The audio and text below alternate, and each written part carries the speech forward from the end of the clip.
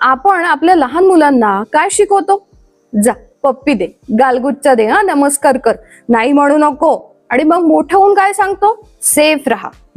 पहिली चूक इथेच होते. प्रत्येक काका, मामा, भाऊ, दादा, आजोबा हे सुरक्षित असेलच असं नाही. म्हणून मुलांना एकच गोष्ट ठामपणे शिकवा की तुझं शरीर तुझं आहे. स्पर्श आवडला नाही तर ठामपणे म्हण, मला हात लावू नको. नाही म्हणणं बॅड नाहीये, तो तुझा हक्क आहे. आपणच त्यांच्या नाहीला जर मान दिला ना तरच ते स्वतःला वाचवायला शिकतील. पण त्यापेक्षा आता काय होतंय माहितीये? एन्काउंटर वरून वाद, जातीवरून भांडणं, आणि त्या दरम्यान खरा मुद्दा हरवतोय, गुन्हा व्यक्ती करतोय. बरं, कुठली जात नाही. आज एकच प्रश्न, आपल्या मुलांना सुरक्षित कसं ठेवायचं? गुड टच, बॅड टच, ह्या सोप्या सोप्या गोष्टी फक्त शाळेतच नाही, घरी पण शिकवा.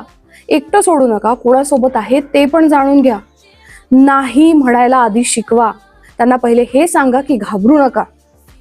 शाळा, गाव पातळीवर बाल सुरक्षा व्यवस्था आपल्या तऱ्हेने उभारा. रागाने नाही तर जबाबदारीने बदल होतो. खरं तर चर्चा भटकवू नका प्लीज, ती योग्य दिशेने ठेवा.